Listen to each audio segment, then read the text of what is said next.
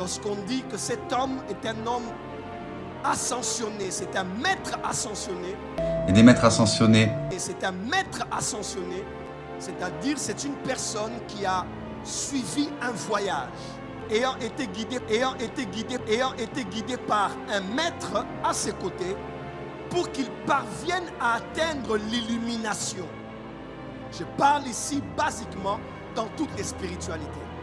Quand on parle d'illumination, on parle de son optimum, de son maximum en esprit. Et à la fin, de faire un avec le grand tout. De faire un avec le grand tout. La 3D, voilà, on est dans notre ego, on est un individu à part entière et on est séparé du grand tout, séparé de cette grande énergie, donc séparé de l'autre. Et bien dans la 5D, c'est un fonctionnement différent. On va ressentir en fait le monde de l'autre, on va se sentir connecté au grand tout, on va ressentir nos guides, notre conscience supérieure et les aspects spirituels de la vie.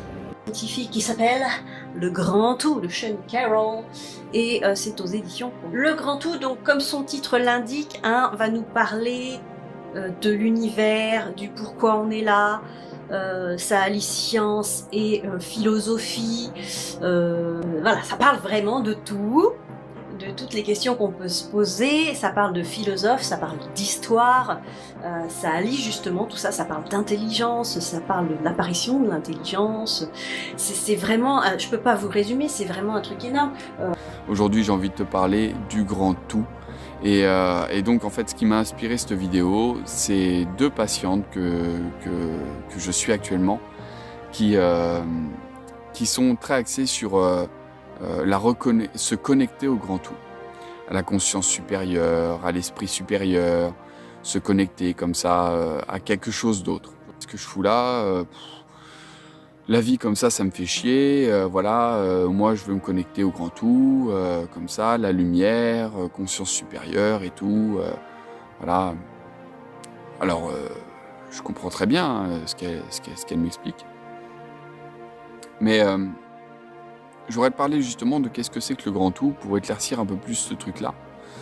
On parle de conscience cosmique, on parle de Dieu, on parle de l'univers, de l'universalité, on parle de la vie, on utilise plein de mots. Okay, pour définir ce grand tout. Mais en fait, ce grand tout, c'est tout.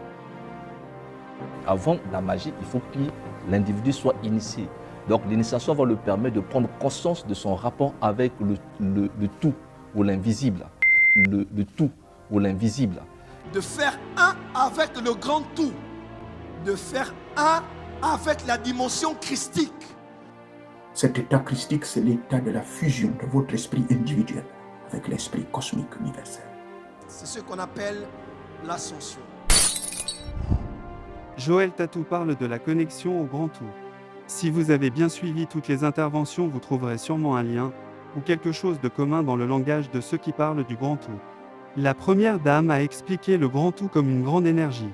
La deuxième a parlé du livre, Le Grand Tout, qui parle de l'univers, de la science et la philosophie. Le premier monsieur a expliqué les différentes appellations du grand tout, notamment l'univers, la conscience cosmique et le tout. Le deuxième monsieur va parler de la conscience de l'initié en rapport avec le tout, ou l'invisible. Juste après, Joël Tatou va démontrer que le grand tout c'est simplement la dimension christique. Et le dernier monsieur va expliquer que c'est l'état de la fusion de l'esprit humain avec l'esprit cosmique universel. Chers internautes, si vous êtes sincère avec vous-même et que votre intelligence est renouvelée, vous allez comprendre avec moi que ces gens parlent tous le même langage. Ils parlent tous d'une seule et unique chose, peu importe les différentes appellations. Énergie christique, état christique, dimension christique. Si vous tapez ces trois mots dans la barre de recherche, on vous parlera d'une seule et même chose. Alors cette énergie christique est transmise par l'intermédiaire d'un archange et des maîtres ascensionnés, il y en a plusieurs. Connaissez-vous l'énergie christique? L'énergie christique vous est transmise par l'intermédiaire de l'archange Métatron et des maîtres ascensionnés Marie-Madeleine et Jésus Ananda, même s'il y en a bien d'autres qui participent à la transmission de cette magnifique énergie. Il existe deux types d'énergie christique. L'énergie christique féminine, qui nous enveloppe, apaise nos émotions, un petit peu comme les bras d'une mère. Et l'énergie christique masculine, qui nous remplit de l'intérieur et nous permet de guérir et d'ouvrir notre cœur grâce à sa vibration d'amour inconditionnel. Qui sont les maîtres ascensionnés? Écoutez les explications d'un pratiquant.